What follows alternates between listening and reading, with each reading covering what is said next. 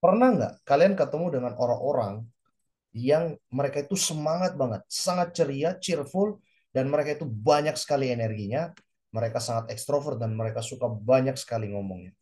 Terus ada lagi mungkin kalian ketemu dengan orang yang tipe lain, orangnya itu kelihatannya jutek, eksklusif gitu ya. Dan mereka itu punya tatapan mata yang cukup tajam, mereka kurang suka basa-basi dan kadang kelihatannya cuek dengan semua orang. Atau ada di sisi lain yang memang orang-orang yang kelihatannya murung banget, kayak sedih gitu. Orang kira mereka itu lagi stres, padahal sebenarnya enggak. Emang itu wataknya mereka. Atau ada juga yang lain yang mungkin ketika kalian bertemu dengan seseorang yang orangnya itu santai banget. Orangnya slow banget, nggak terlalu pusing dengan kehidupan. Mereka sangat happy, sangat enjoy dan benar-benar menikmati kehidupan dan mereka nggak FOMO dengan apapun.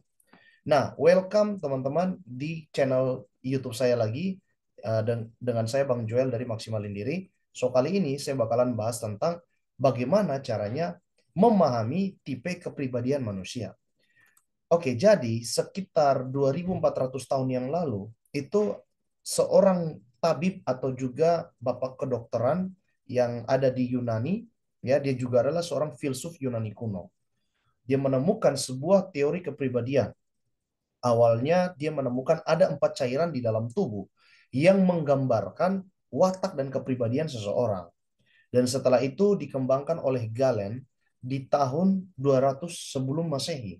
Dan setelah itu ternyata mulai dipakai oleh banyak sekali ahli-ahli medis, psikolog di era-era modern ini untuk menggambarkan atau mengkategorikan orang-orang berdasarkan tipe kepribadian tersebut. Namanya adalah teori 4 tipe temperamen. Saya akan buat sebuah gambaran di sini agar supaya teman-teman mungkin bisa belajar memahami tentang tipe temperamen secara basic. Nah, yang paling pertama, kalau teman-teman lihat di atas itu ada bagian task oriented. Ini adalah orang-orang yang memang mereka berorientasi kepada pekerjaan, kepada project, ya. Terus di bagian bawah itu ada people oriented atau orang-orang yang berorientasi kepada manusia atau kepada people. Itu ada di bagian sini. Oke. Nah, terus yang di bagian kiri itu ada introvert dan mereka yang memang mereka itu mencas energi diri mereka dengan menyendiri. Mereka juga disebut analisa.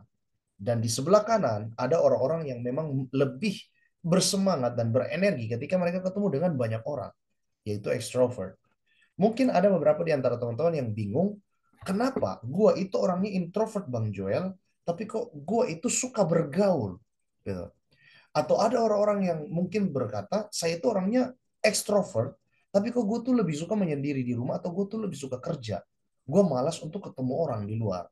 Seperti itu.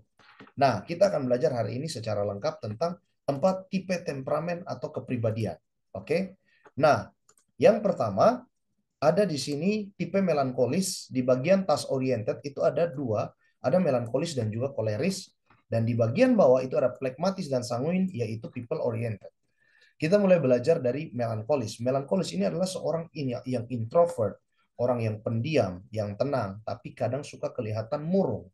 Mereka itu banyak sekali pemikirannya, mereka juga orang yang suka menganalisa. Di sebelah kanan ada namanya koleris. Koleris ini tipe ekstrovert, dia itu adalah seorang pemimpin, dia itu benar-benar punya banyak energi, pemberani, dia berani memutuskan. Nah, mereka inilah yang biasanya kalau dalam sebuah pertemuan atau organisasi atau perusahaan, mereka lah pemimpinnya. Di bagian bawah, di sebelah kanan itu ada sanguin. Sanguin ini juga termasuk extrovert, tapi dia people oriented. Dia punya hati yang bersahabat, friendly, ramah ke orang-orang. Terus di sebelah kiri ada plekmatis. Plekmatis ini people oriented. Mungkin ada yang berkata, gue introvert, tapi kok gue suka bertemu dengan orang. Nah, kemungkinan besar karena kamu itu adalah plekmatis. Karena plekmatis itu dia tuh people oriented yang sebenarnya senang untuk bergaul atau bertemu dengan orang. Dia suka untuk berbaur. Tapi memang dia adalah tipe introvert. Nah, kalau seandainya di dalam sebuah pertemuan ada orang yang memang dia pendiam. Dia suka bergaul tapi pendiam. Nggak banyak ngomong. Kalau orang ngajak ngomong baru dia ngomong. Kalau nggak, ya udah nggak. Nah, kemungkinan terbesar dia adalah seorang plekmatis. Anyway, buat kita tahu bahwa plekmatis itu adalah saya sudah sering bilang dari dulu ya, bahwa plekmatis itu adalah tipe dengan populasi terbanyak yang ada di seluruh dunia, apalagi di Indonesia. Indonesia itu banyak sekali orang plekmatisnya, banyak orang yang sangat santuy ya. Mending orang plekmatis, karena kalau seandainya orang-orang koleris yang banyak populasinya di dunia, maka bisa terjadi perang dunia ya. Karena masing-masing ego tidak akan ada yang mau ngalah, semuanya akan terus memamerkan egonya. Semuanya akan terus memamerkan kehebatan mereka. Nah, kita mulai belajar dari tipe sanguin, tipe ekstrovert yang satu ini, yaitu sanguin. Anyway, saya pengen mungkin gini, saya nggak bisa share seperti orang-orang untuk bikin konten vlog dan lain-lain. Tapi saya lebih senang jenis konten seperti ini di mana saya sharing, saya share screen ya, saya mentoring dan juga mengajar seperti ini. Oke, kita mulai masuk dari tipe pertama yaitu sanguin. Sanguin itu kelihatan adalah tipe orang atau tipe kepribadian yang orang itu selalu kelihatan ceria, selalu semangat, banyak energinya, antusias. Mereka suka dengan begitu banyak kesempatan. Mereka gampang bosan.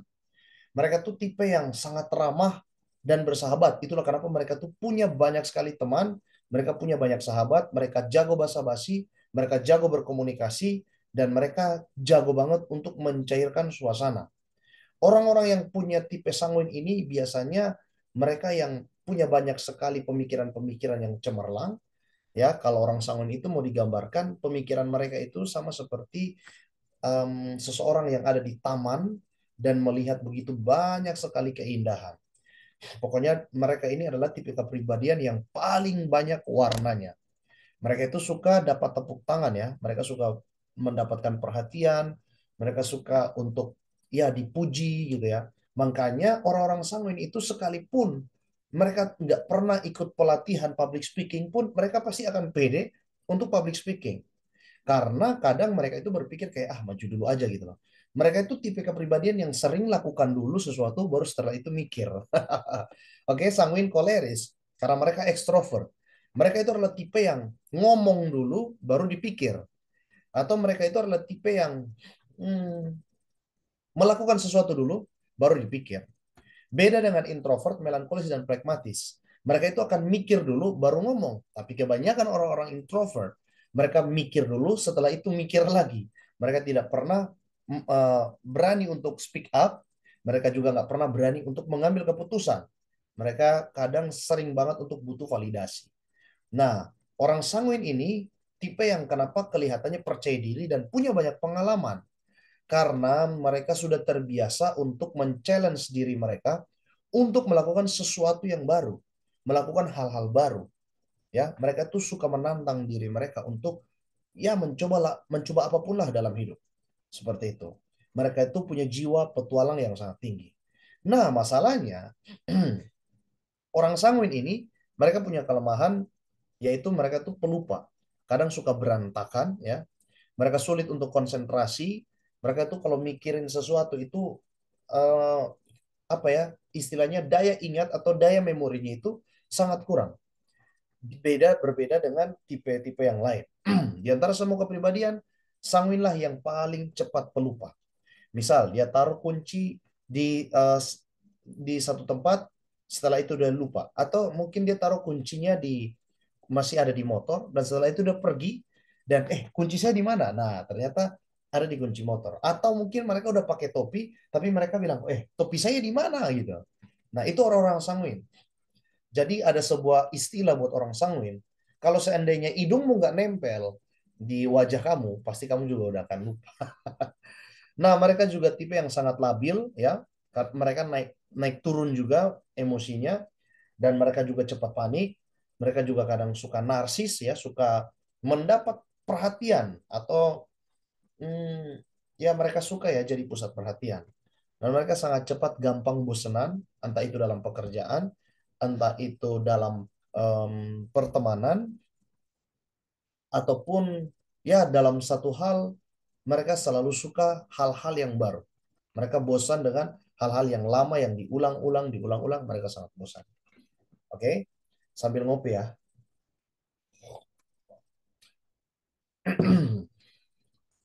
Yang kedua, ada tipe koleris.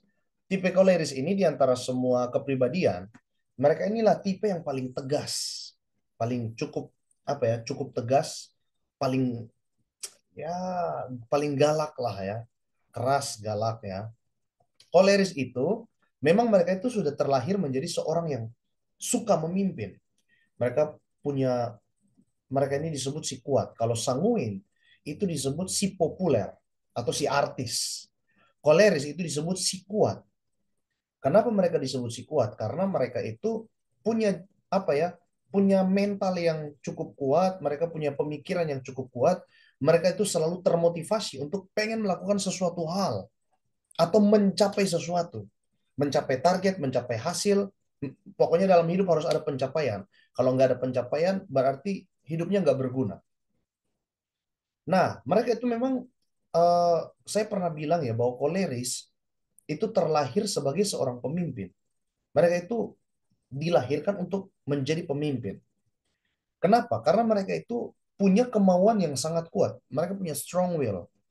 Mereka pengen mencapai sesuatu prestasi atau apapun itu. Dalam pekerjaan mereka paling bisa dipercaya. Karena apa? Mereka sangat produktif, sibuk, dan selalu ingatnya di dalam otaknya itu cuma pencapaian, pencapaian, dan pencapaian. Nah, kelemahannya orang koleris itu yaitu mereka kadang nggak agak sulit untuk bisa terima masukan atau bercanda, basa-basi, mereka sulit untuk itu. Dan mereka juga keras kepala banget, mereka cukup pemarah, sulit untuk hal-hal yang nggak penting. Mereka nggak suka bercanda, mereka nggak suka banyak basa-basi atau omongan-omongan yang tidak berbobot. Karena buat mereka hidup adalah harus mencapai sesuatu. Itulah kenapa ketika kita berbicara dengan orang-orang koleris, kurangi kata-kata yang terlalu banyak candaan atau yang nggak penting. Karena memang mereka tipe yang mereka suka dengan hasil. Oke? Nah, selanjutnya ada tipe melankolis. Ini yang tadi saya bilang mereka ini tipe yang suka murung ya, suka sedih-sedih. Kenapa? Karena mereka itu punya pemikiran yang cukup sangat banyak di dalam pemikiran mereka. Bahkan segala sesuatunya kadang yang harusnya nggak dipikirin, mereka bakalan pikirin. Sometimes bisa dibilang orang-orang melankolis ini mereka nggak punya saringan di dalam pikiran mereka. Makanya segala sesuatu itu dipikirkan. Mereka cukup perfeksionis. Di antara kepribadian yang lain, mereka lah tipe yang paling perfeksionis. Mereka juga suka dengan hal-hal yang detail. Mereka sangat penuh perhitungan karena suka menganalisa sesuatu. Mereka sangat rapi, ya karena eh, apa ya mereka suka dengan yang segala sesuatu yang terstruktur, rapi, beres, dan mereka nggak bisa kalau mengerjakan sesuatu itu belum selesai dan pindah-pindah ke yang lain, misalkan seperti orang-orang sanguin. Mereka harus fokus dulu di situ sampai berjam-jam, sampai berlama-lama. Setelah itu diperiksa lagi, dicek lagi, udah perfect belum nih? Nah, baru mereka bisa pindah ke pekerjaan yang lain. Nah, mungkin banyak orang mengira saya tidak mau jadi melankolis, Bang Joel. Kenapa? Karena melankolis itu tipe yang apa ya, yang introvert, nggak bisa maju, nggak bisa sukses, nggak punya skill. Jangan salah, teman-teman. Orang melankolis itu adalah tipe yang punya skill dibanding tipe kepribadian yang lain. Mereka punya banyak bakat, analisa, eh, matematika itu jagonya orang melankolis. Semua yang berurusan dengan angka-angka ya. Mereka juga sangat logik dan bagus nalarnya. Mereka juga suka dengan yang namanya verbal atau linguistik atau literasi. Kalau teman-teman berbicara dengan orang-orang melankolis, percayalah, mereka sangat lengkap dan selalu mengeluarkan bahasa-bahasa yang baru yang kadang mungkin kita belum pernah dengar. Atau yang mungkin kita sudah pernah dengar, tapi kita nggak tahu artinya. Karena diksi-diksi dan narasi mereka sangat bagus. Mereka juga suka dengan hal-hal berbau visual, menggambar, melukis, desain, arsitek. Itu bagiannya orang-orang melankolis. Kenapa? Karena mereka punya pemikiran yang sangat mendalam. Itulah kenapa kalau seandainya ada orang-orang yang bilang bahwa orang melankolis itu nggak punya skill atau nggak punya potensi, itu salah besar. Kenapa? Karena mereka nih kepribadian yang sebenarnya di antara kepribadian yang lain, mereka paling cerdas, mereka punya banyak sekali potensi. Namun, karena saking perfeksionisnya, tipe melankolis ini biasanya mereka tuh terlalu sensitif, punya alarm lah gitu. Selalu waspada, takut diomongin orang, takut dikritik orang, takut dinilai sama orang. Itulah kenapa mereka itu jadi pemalu. Mereka sangat sensitif, perasa, kadang cepat tersinggung atau baperan gitu. Dan bahkan mereka ini tipe yang paling susah melupakan masalah atau melupakan kesalahan orang lain. Mereka sangat pendendam. Dan yang terakhir itu ada tipe plekmatis. Tipe ini dikenal sebagai si santuy atau si cinta damai. Karena mereka tipe yang sangat tenang, introvert, dan sangat diplomatis. Kalau bisa jangan ada masalah. Kalau bisa tenang dan nggak ada masalah, kenapa harus bikin masalah? Mereka sangat diplomatis. Ketika ada masalah, mereka akan bisa menjadi sangat uh, tenang dan mereka akan membuat mediasi agar supaya terselesaikan masalah. Misalkan kalau seandainya ada sebuah masalah, jangan pernah taruh orang koleris karena masalah yang lama bisa bisa jadi ada masalah baru. Demikian pula orang melankolis. Mendingan ketika ada masalah, kasihlah orang plekmatis karena itu masalah akan diselesaikan tanpa masalah. Nah, mereka ini tipe yang paling santai. Saking santainya hidup, mereka sering banget untuk menghindari masalah konflik. Bahkan mereka juga sering menghindar dari yang namanya perubahan atau tantangan. Nah, kalau teman-teman ada di antara kalian yang mungkin suka rebahan, ya nggak ada pencapaian apapun dalam hidup, tapi dan bahkan kalian nggak ada FOMO-FOMOnya sama hidup, lempeng-lempeng aja gitu, lurus aja hidupnya, bisa jadi Anda plekmatis. Gini, satu hal yang harus diketahui oleh orang-orang plekmatis. Mungkin sebelum umur 30 kamu akan sangat merasa tenang, damai, nggak ada rasa takut, nggak ada FOMO apapun. Tapi makin hari kamu bakalan sadar umur kamu sudah makin bertambah dan tidak ada satu pencapaian pun kamu mungkin bakalan stres dan kamu akan membandingkan diri kamu dengan orang lain. Itulah kenapa penting banget untuk bisa juga kamu bisa meningkatkan motivasi diri kamu. Carilah pergaulan yang dimana di dalam itu ada banyak orang koleris. Ya, kenapa? Karena itulah yang bakalan memotivasi kamu untuk bisa punya pencapaian dalam hidup. Itu salah satu saran untuk orang-orang pragmatis. Nah, kenapa mengenal diri itu penting, teman-teman? Karena dari mengenal diri ini, maka kita bakalan tahu apa skill kita, apa kompetensi kita, passionnya kita apa, gue itu potensi yang terkubur dalam diri gue itu apa, dan itu bakalan melebar kemana-mana, seperti ke job lebih gampang, ke karir lebih gampang, ya networking juga lebih gampang, punya relationship dengan pasangan, bahkan untuk bisa mendapatkan uang itu lebih gampang. Itu semua dimulai dari mana? Dimulai dari ketika kita mengenal siapa diri kita atau kita tahu gue ini tipe kepribadian ini dari sini, gue skillnya ini, potensinya ini, gue karir idealnya tuh ini, gue tuh tujuannya pasti bakalan melakukan ini di suatu hari nanti. Seperti itu. Nah, saya ajak teman-teman untuk mulai belajar mengenal diri kamu, untuk mengenal tipe kepribadian dan juga temukan kekuatan dan potensi dalam diri kamu. Saya baru aja meluncing sebuah masterclass berjudul MPM atau Magnetic Personality Masterclass. Ini nih apa Bang Joel? Ini nih ada sebuah kelas kepribadian yang bakalan bantu kamu untuk bisa menemukan potensi-potensi dan juga kekuatan kamu yang ada di dalam kepribadian kamu. Kalau kamu pengen join ini, cek link di deskripsi di video ini nanti. Oke? Jangan lupa ya follow Maksimalin Diri untuk konten-konten yang bakalan saya share ke depannya seperti pengembangan diri, kepercayaan diri, interpersonal skill, transformasi diri, dan konten-konten self-development lainnya. Sampai ketemu di next video.